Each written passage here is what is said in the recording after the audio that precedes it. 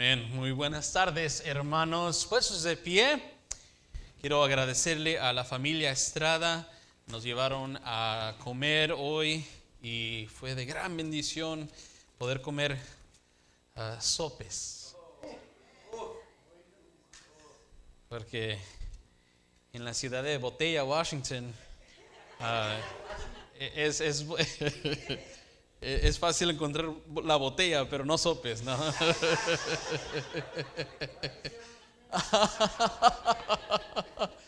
Ay, no. Pero, hermanos, el tiempo va y viene muy rápido. Siento que acabo de llegar y ahora ya estamos para terminar. Pero, hermanos, quiero agradecerles por su hospedaje, por tener a mi familia. Y pues han sido de gran bendición y ánimo, mis hermanos. Gracias, sigan adelante y espero que el mensaje de esta noche sea de más ánimo, y sé que Dios nos hablará a todos por medio de su palabra. En sí un mensaje simple, pero son esos mensajes, esas verdades que escuchamos frecuentemente, las cuales a veces las escuchamos tan seguido que nos olvidamos de la verdad de las promesas pequeñas. Y en esta noche quiero que abran sus Biblias en Salmo 13. Salmo 13 en sus Biblias. Vamos a leer todos los 6 versículos. Salmo 13. Dice la palabra de Dios en el versículo 1: ¿Hasta cuándo, Jehová, me olvidarás para siempre? ¿Hasta cuándo esconderás tu rostro de mí? ¿Hasta cuándo pondré consejos en mi alma, con tristezas en mi corazón cada día? ¿Hasta cuándo será enaltecido mi enemigo sobre mí? Mira, respóndeme, oh Jehová, Dios mío. Alumbra mis ojos para que no duerma de muerte, para que no diga mi enemigo, lo vencí. Mis enemigos se alegrarían si yo resbalara. Mas yo en tu misericordia he confiado. En mi corazón se alegrará en tu salvación. Cantaré a Jehová porque me ha hecho bien. Pueden tomar asiento. Un día, el predicador famoso Charles Spurgeon iba caminando con su amigo en un campo en Inglaterra cuando notó un granero a la distancia. A lo alto del granero estaba una veleta, y escribo en la veleta estaban las palabras: Dios es bueno. Spurgeon comentó que ese era un lugar inapropiado por tal mensaje, dado que las veletas van y vienen con el viento. Su amigo le preguntó por qué era inapropiado. Spurgeon dijo: bueno, porque las veletas cambian de dirección con el viento, pero el amor de Dios es constante, dijo Spurgeon. Su amigo le escuchó y le dijo: no estoy de acuerdo contigo, Charles, no entendiste bien lo que significa. Esa veleta está afirmando la verdad, que no importa en qué dirección sople el viento, Dios es bueno. Hermanos, como una veleta que apunta en diferentes direcciones según el viento, sí o no, las circunstancias humanas cambian de volada. De un día al otro, hermanos, uno puede vivir, uno puede andar quizá en su horario cotidiano, nada fuera de lo normal, y de repente entra una llamada. De repente entra un texto, de repente recibe una visita y sus circunstancias cambian. Sus circunstancias fueron de favorable a infavorable, hermanos. Nuestros planes cambian, nuestras metas cambian, lo que tenemos en mente hacer en este año, el año que sigue. Hermanos, hemos visto que podemos planear todo el día, pero esos planes son sujetos al cambio, son sujetos a cambiar de dirección, hermanos. Pero qué gran verdad es esta, que aunque los planes cambien y las circunstancias cambien, el amor de Dios sigue inmutable, hermanos, sigue igual. Hermanos, en cada estación de la vida, su amor permanece constante. Digo, de eso no se puede argumentar. Salmo 136 dice: alabad a Jehová porque Él es bueno, porque para siempre es su misericordia. Hermanos, podemos cantar de esas misericordias nuevas, podemos recitar salmos tras salmo, proverbio tras proverbio sobre lo bueno que Dios es. Y hermanos, es bueno reconocer y alabar a Dios por lo bueno que es. Pero déjenme decirles, hermanos, si somos honestos, todos hemos pasado momentos cuando Dios se siente lejos, cuando Dios se siente apartado de nosotros. Y yo soy el primero en admitir eso, hermanos. Cuando eso sucede, yo diría que normalmente es por mi propia falta de fe, o yo me he movido de donde debería de estar delante de Dios.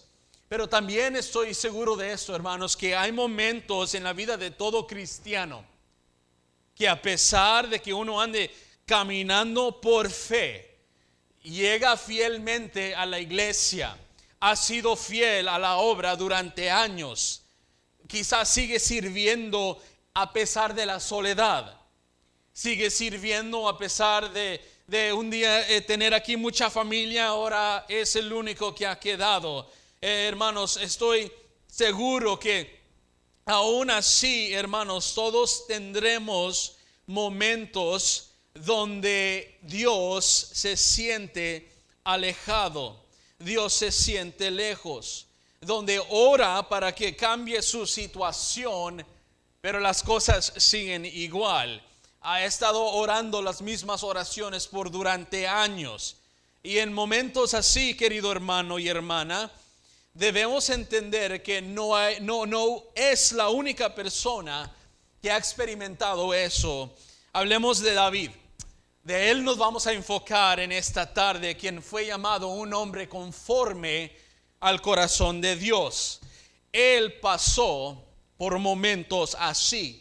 Y encontramos ese sentir en este salmo, porque desde lo más profundo de su corazón, él repite 4 veces estas 2 palabras: ¿hasta cuándo? Las mismas 2 palabras repetidas 4 veces. Hermanos, aquí vemos a David sin esconder sus emociones, siendo honesto delante de Dios, está hablando con su Creador. Hermanos, no podemos fingir lo que realmente sentimos delante de Dios. Él conoce nuestros pensamientos. Él conoce las emociones que carga ahorita. Él conoce lo pésimo, el alivio, hermanos, nuestro ser completo, cada esquina de nuestro corazón, Él conoce. Y hermanos, si leemos los primeros versículos, todos podemos decir esto: David se sentía abandonado. Ahora, que una persona perdida se sienta abandonada es algo que podemos entender. Esa persona no tiene a Cristo. No tiene a Cristo, no tiene paz, no tiene entendimiento. Quizá lee la Biblia, pero nada concuerda por el hecho de que no hay un entendimiento ahí por medio del Espíritu Santo. No saben qué es tener una comunión con Dios. Aquí está la cosa, hermanos. Aquí en Salmo 13 tenemos a un hijo de Dios, tenemos a un cristiano, y no hay indicación en estos versículos que David hubiera estado viviendo en pecado. No hay ninguna indicación de que estaba fuera de la voluntad de Dios y que eso era un castigo de Dios. Como les digo, aquí tenemos a un siervo en un estado de desesperación, de angustia. ¿Por qué? Porque sus circunstancias siguen igual.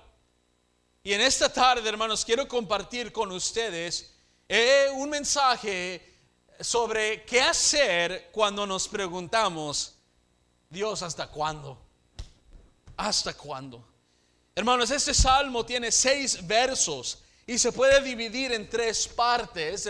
La primera sección es el primer punto, número 1, la aflicción. David simplemente se asustó. David estaba asustado. El Dios de David se sentía lejos. ¿Hasta cuándo, Jehová, me olvidarás para siempre? ¿Hasta cuándo esconderás tu rostro de mí? Hermanos, de inmediato vemos cómo se sentía David.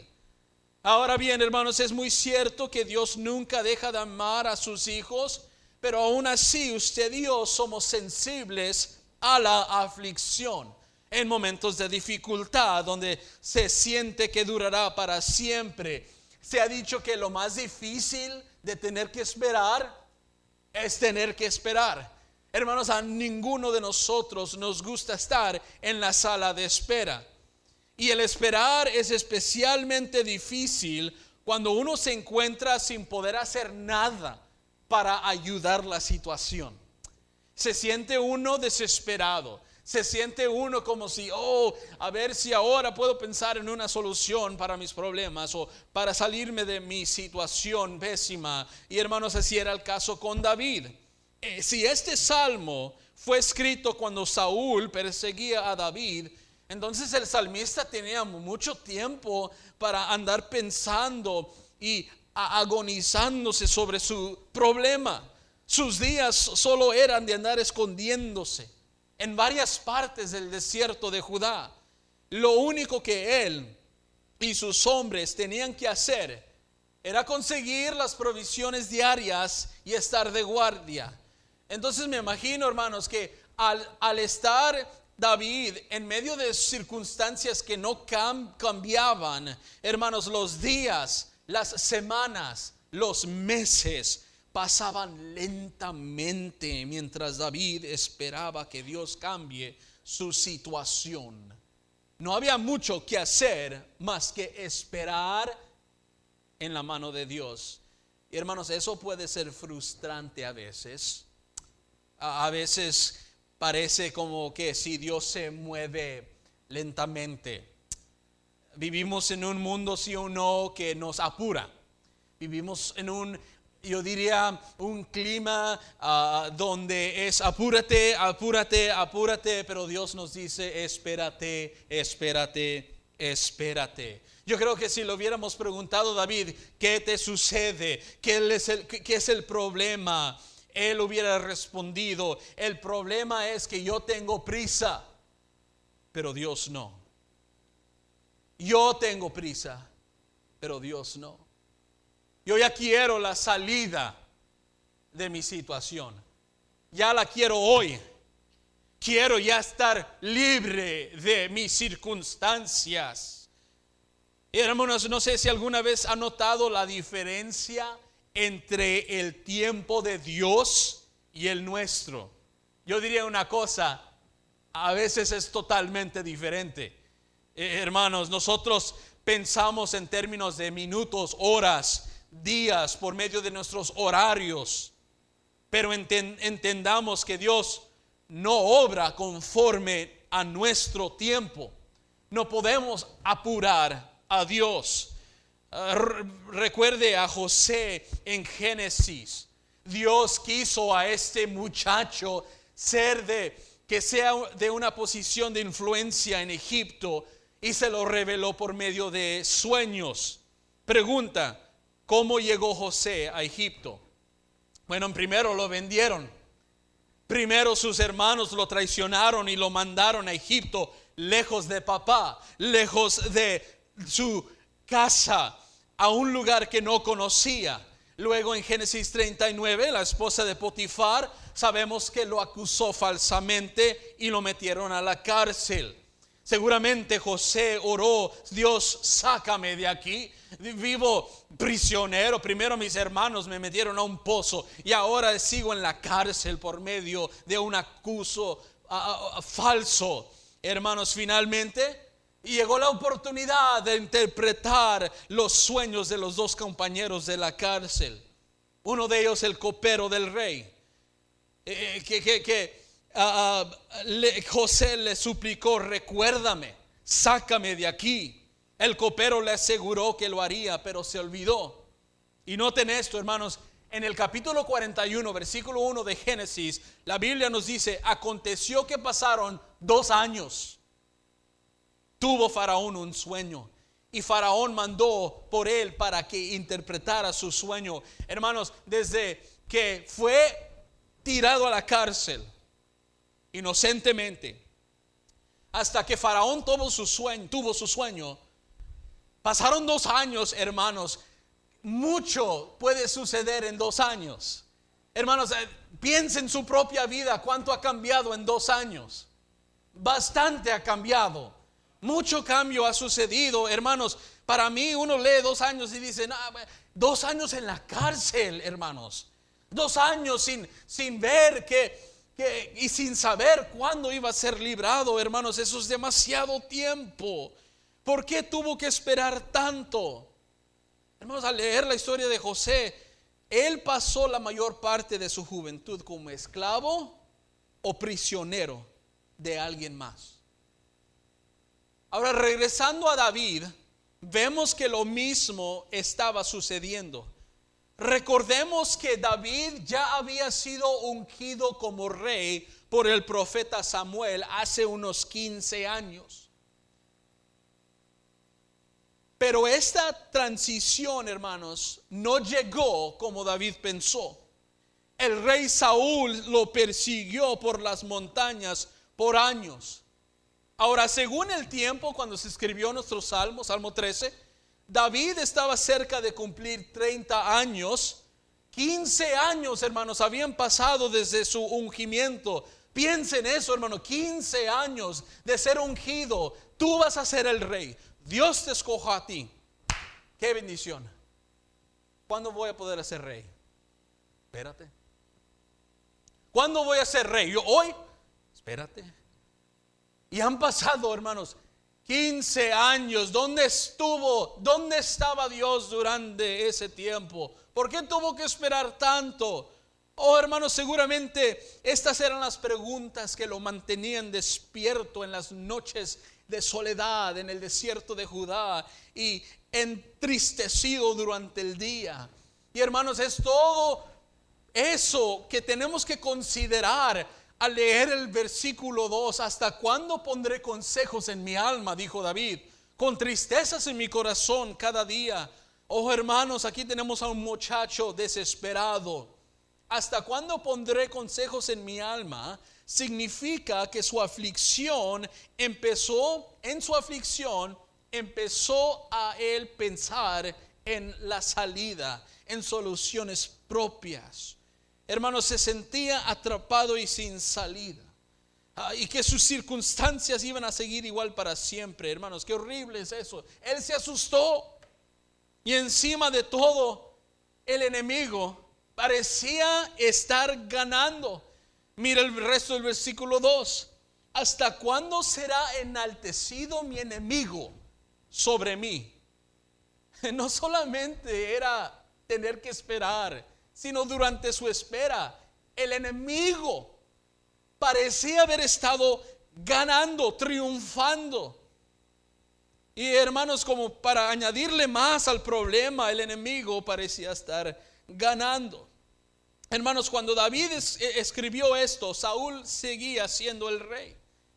Hermanos, ¿a quién había sido ungido? David. Sin embargo, ¿quién seguía viviendo en el palacio? ¿Quién seguía viviendo la vida buena en el palacio? Saúl. Mientras él dormía en cuevas. El supuesto rey viviendo de cueva en cueva en el desierto. Y hermanos, lo interesante es esto: Saúl no estaba buscando al Señor. Hermanos, sabemos lo bipolar, lo loco que Saúl era, hermanos, y David era un hombre que sí seguía a Dios. Por eso él pregunta: ¿hasta cuándo será enaltecido mi enemigo sobre mí? En otras palabras, Señor, ¿por qué tengo que sufrir yo y mi enemigo anda como si nada?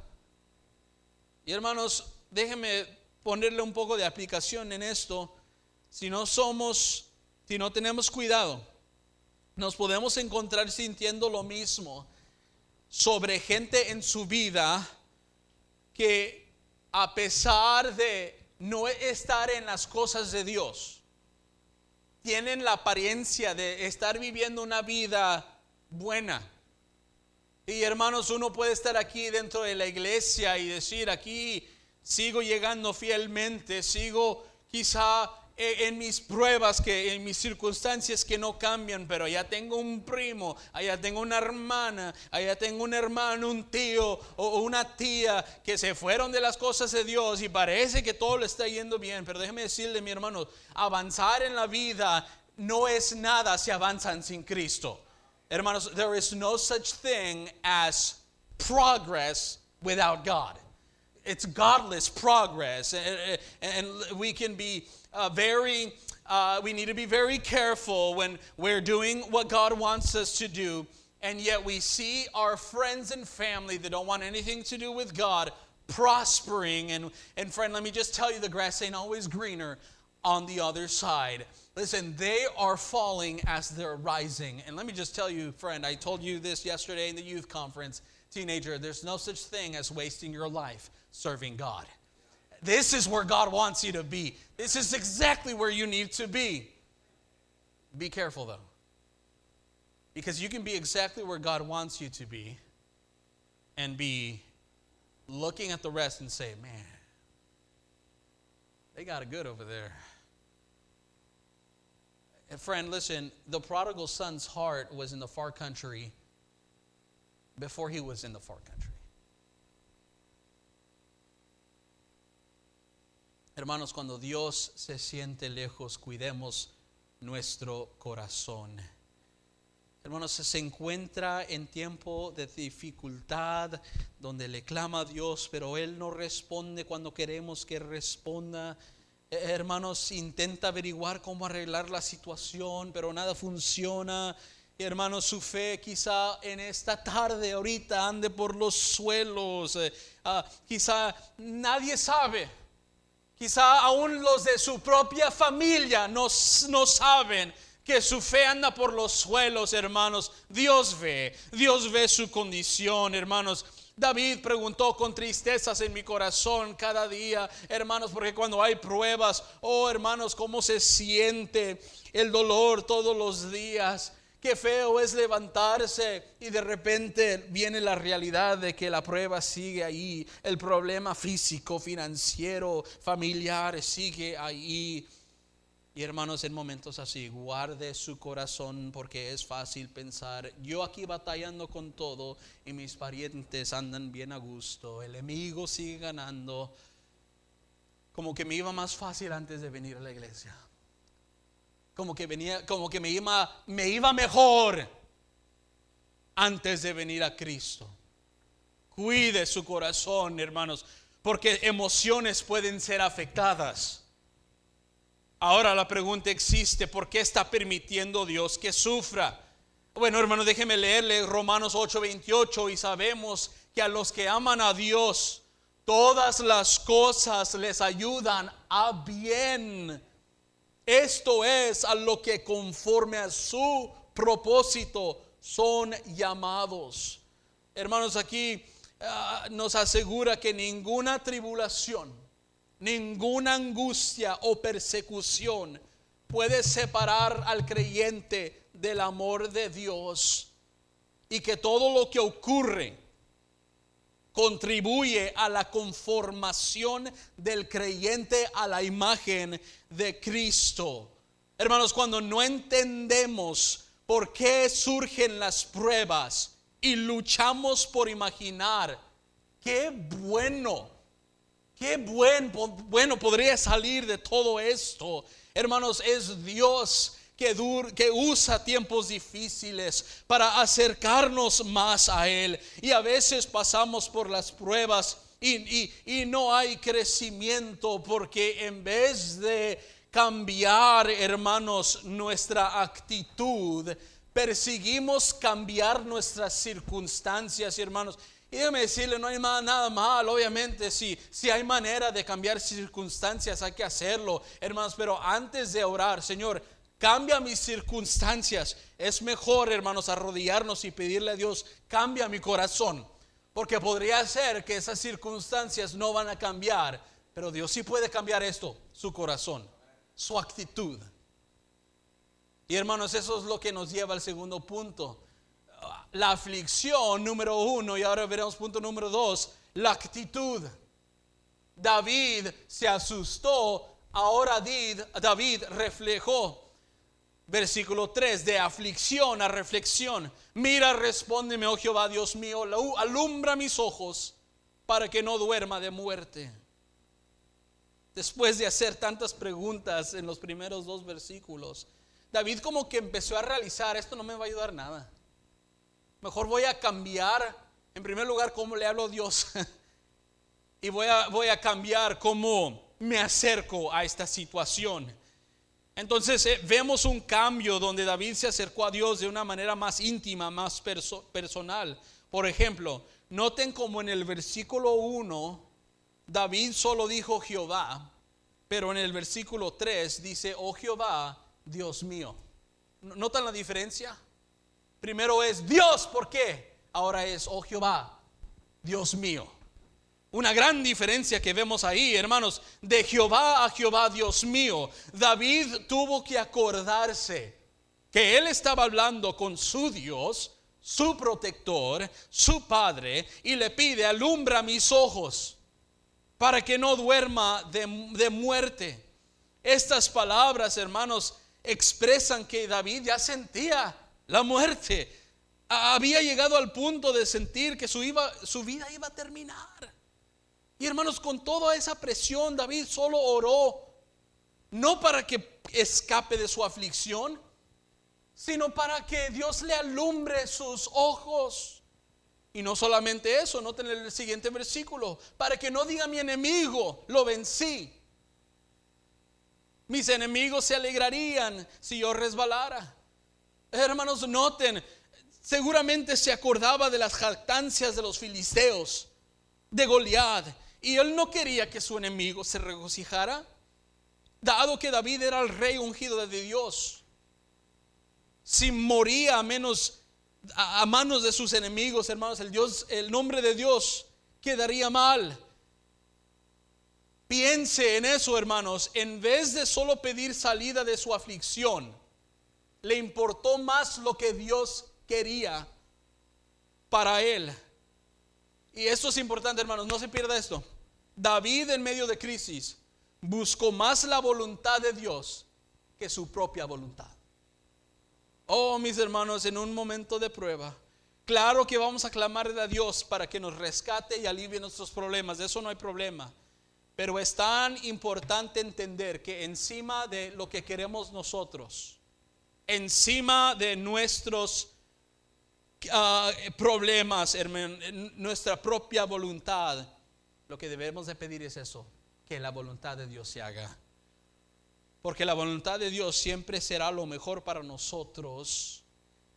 Siempre será lo mejor para nosotros, por lo cual debemos orar por ella. Dios ve el fin de nuestras pruebas, nosotros no. Dios ve el final de esta época difícil, esta temporada difícil, nosotros no. Pongamos nuestra confianza en el que mira el principio y el fin.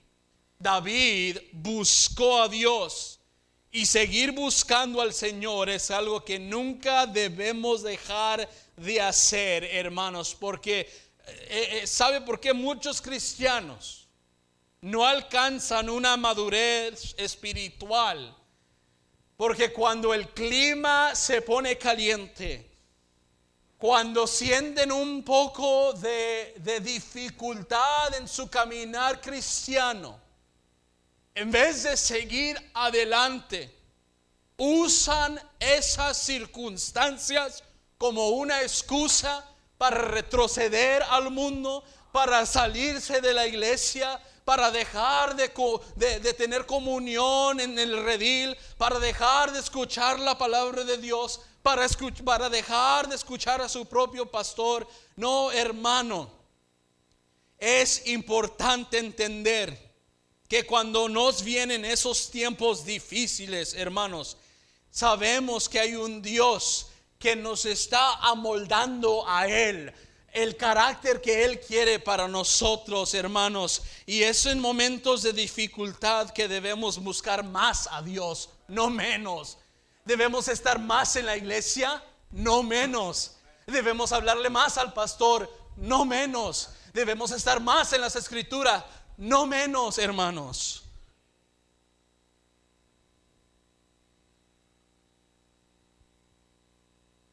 ¿Por qué? Porque sabemos que en Él hay refugio. Él es el Roí, el Dios que mira todo. Y es cuando nos acercamos a Dios sabiendo que Él sigue igual. Hermanos, hace toda la diferencia. Y en esto vemos que David no solo tuvo fe cuando las cosas le iban bien, sino cuando todo le iba mal. Hermanos, la prueba de nuestra fe no es cuando la presencia de Dios es tan real que se puede ver y tocar, sino cuando Dios se siente lejos. Charles Spurgeon dijo: tener fe en Dios cuando hay luz no requiere mucho, pero tener fe en Dios en las tinieblas, eso es fe.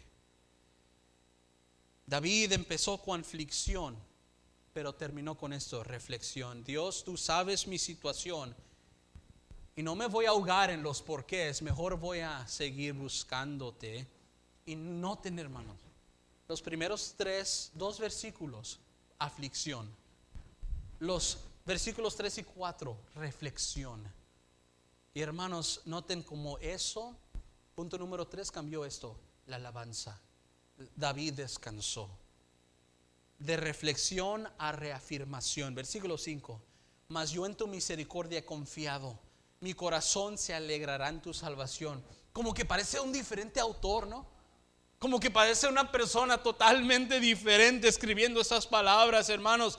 Uno jamás pensaría que fueron escritas por el mismo autor de los versículos 1 y 2. Oh, hermanos, cuando él escribió los dos versículos y cuando él escribió versículo 5, él seguía en la cueva. Él no había sido rescatado. Sus circunstancias no habían cambiado ni un poquito. Entonces debemos de preguntarnos: ¿qué cambió? Esto, el enfoque de David. De enfocarse en sí mismo y en sus problemas, David cambió su enfoque al pensar en la misericordia de Dios.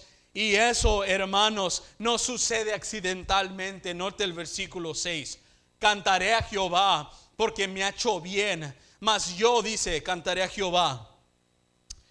Versículo 5: mas yo en tu misericordia he confiado. Déjeme decirle, hermanos, ese mas yo es enfático.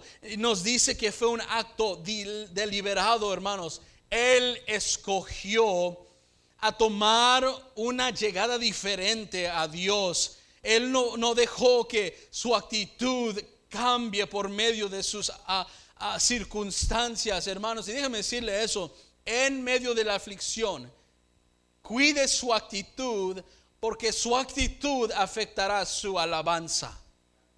Habrá aflicciones, habrá momentos difíciles, pero guarde su corazón para que su actitud hacia Dios no cambie. Necesitamos, hermanos, preguntarnos esto: ¿es la misericordia de Dios su enfoque en esta noche? Nuestro enfoque afecta nuestro enlace con Dios. Y quizá diga: gracias por el recordatorio, pero usted no conoce mi situación.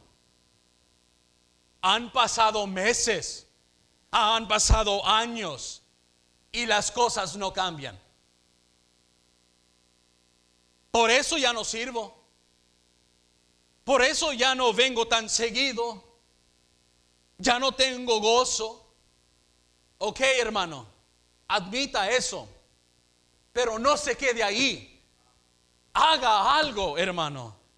Es algo, es una cosa admitir, mi fe anda por los suelos, ando desanimado porque mis circunstancias siguen igual. Admítalo, ok, pero haga algo, hermanos, no se quede tirado. Hermanos, vivimos en un mundo quebrantado por el pecado. Sabemos que en esta vida habrá temporadas difíciles porque, hermanos, el pecado solo le va a pagar con esto, muerte, no le va a pagar con nada más. Entonces, hermanos, en esta vida va a haber producto de dolor por medio de las fallas de otras personas. Siempre va a haber alguien que nos falla. Nosotros vamos a fallar a los demás, hermanos. Siempre vamos a sentir el dolor amargoso del pecado, hermanos. Pero aún así, David propuso en su corazón seguir adelante y dijo: cantaré a Jehová porque me ha hecho bien. Oh, hermanos, ¿qué David es este? ¿Qué David tan diferente al David con el que empezamos? Y déjenme decirles qué fue el cambio, su enfoque. En vez de enfocarse en sus circunstancias, eligió enfocarse en sus misericordias. Y al enfocarse en sus misericordias, sus circunstancias seguían. Pero, hermanos, su mirada ya no estaba allá abajo, estaba allá arriba. Y eso le afectó su alabanza. En medio de la aflicción, él tuvo que ajustar su actitud, y su actitud afectó su alabanza. El 9 de agosto de 1942, un soldado de la Navy llamado Elgin Staples estaba al bordo del barco USS Astoria. Un día el barco fue atacado por cruceros japoneses. Las explosiones causaron que el barco se hundiese rápido. Los marineros no tenían opción más que tirarse al agua. Herido y rodeado de agua que venía de todas direcciones, Elgin inmediatamente tomó su salvavidas de goma inflable, se lo abrochó y se lanzó al mar. El ataque resultó con 200 soldados muertos y muchos heridos, pero gracias a sus salvavidas, Elgin sobrevivió. Más tarde fue rescatado por el barco USS Bagley. Al subirse al barco, Elgin se acostó en una cama y empezó a examinar más cerca el salvavidas que lo había rescatado. Y se sorprendió al ver que había sido fabricado en la ciudad de Akron, Ohio, donde él nació. Leyó hecho en Firestone Tire and Rubber Company. También notó un número de inspector en la etiqueta. Cuando Elgin regresó a su casa en Ohio, inmediatamente le contó a su mamá sobre esa noche terrible. Durante la plática, ella le dijo que mientras él estaba en la guerra, había conseguido un trabajo en la planta de Firestone. En un estado de asombro, Elgin se paró, fue a buscar entre sus cosas que había traído de la guerra y sacó el salvavidas y dijo: mira, mamá, no lo vas a creer, este salvavidas fue hecho aquí en Akron, en la planta donde trabajas.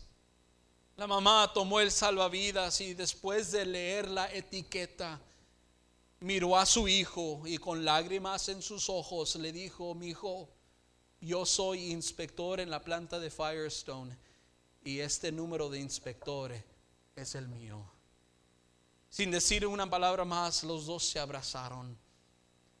Oh, hermanos, a veces se nos olvida quién es el Dios que servimos.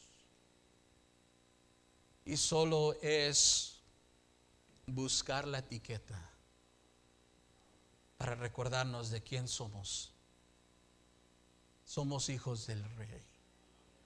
Somos hijos del Dios omnipotente, omnisciente, omnipresente. Lea su etiqueta. Lea la etiqueta. Yo soy de Él. Y aunque Dios a veces se sienta lejos, solo es leer la etiqueta. Él no le ha dejado.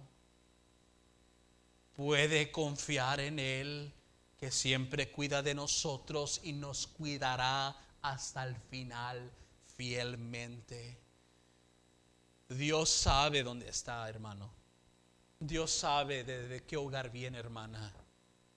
Y Dios sigue siendo fiel. En un mundo donde los problemas van y vienen, las promesas de Dios siguen iguales. Y sus circunstancias quizá cambien, vayan de peor en peor. Pero hermana, hermano, usted sirve a un Dios que nunca cambia. No, mi hermano. Una realidad, una verdad fácil, la cual yo tengo que abrazarme de ella todos los días. Hermanos, hace 2 años me acuerdo cómo mi esposa vino y cómo me llenó el corazón de alegría cuando abrí la tarjeta y me dijo: oye, van a esperar, vamos a esperar a nuestro segundo bebé.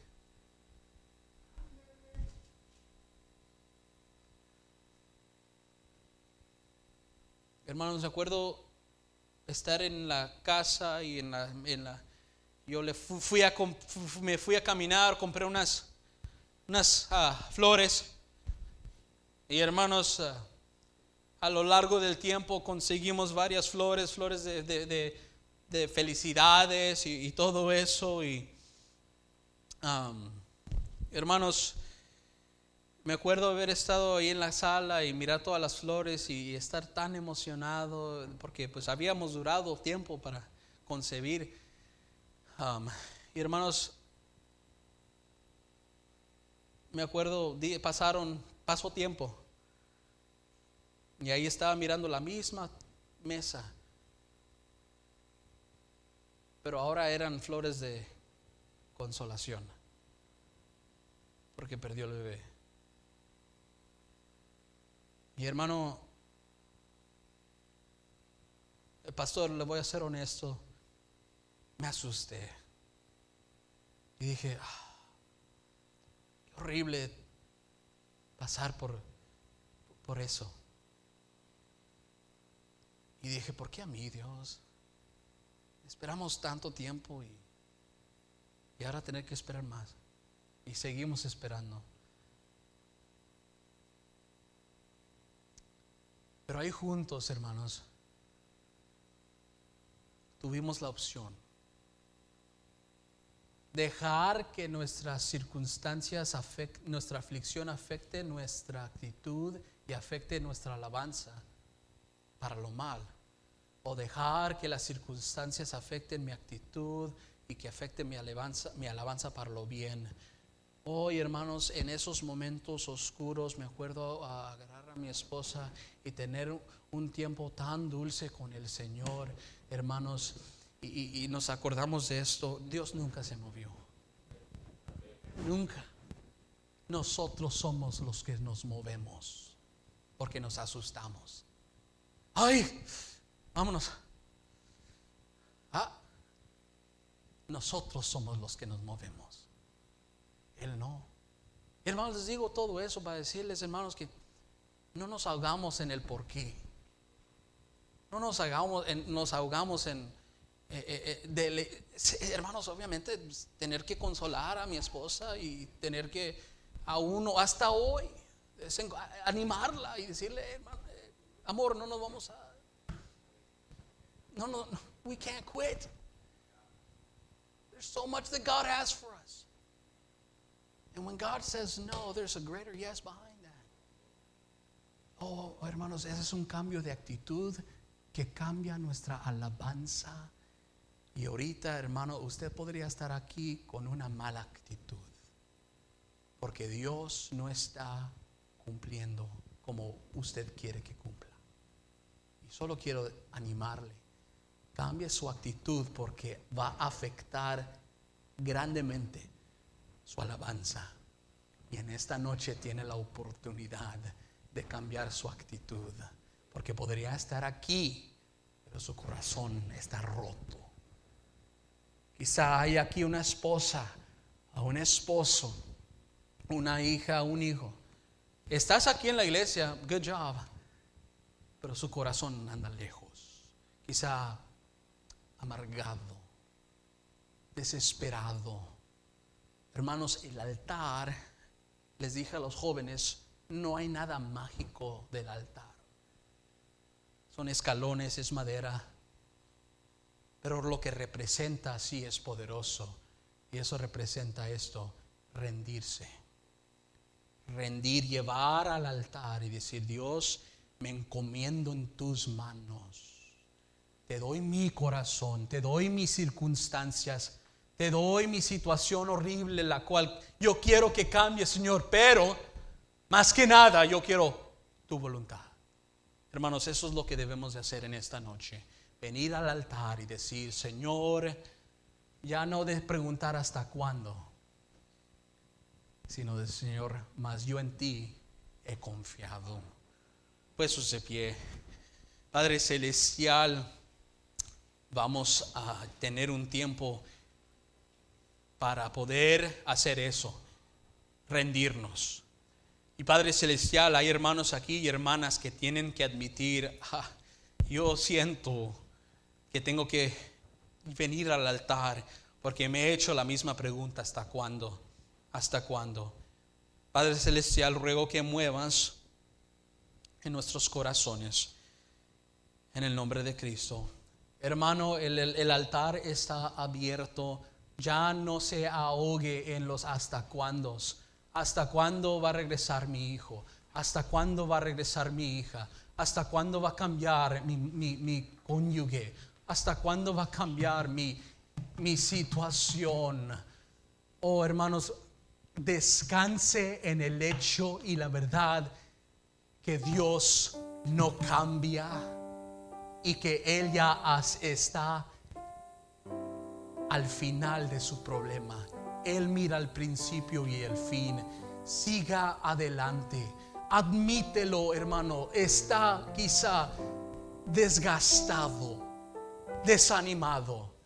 Oh, pero lo mejor que puede hacer es arrodillarse y decir: Señor, tú ya conoces mi estado y yo quiero que cambies mi enfoque. Y hay un Dios vivo en el cielo, hermanos, que conoce cada esquina de su corazón. Le ama, no le dejará. Recuerde su etiqueta: usted es hijo del Dios eterno. Mientras el piano sigue entonando,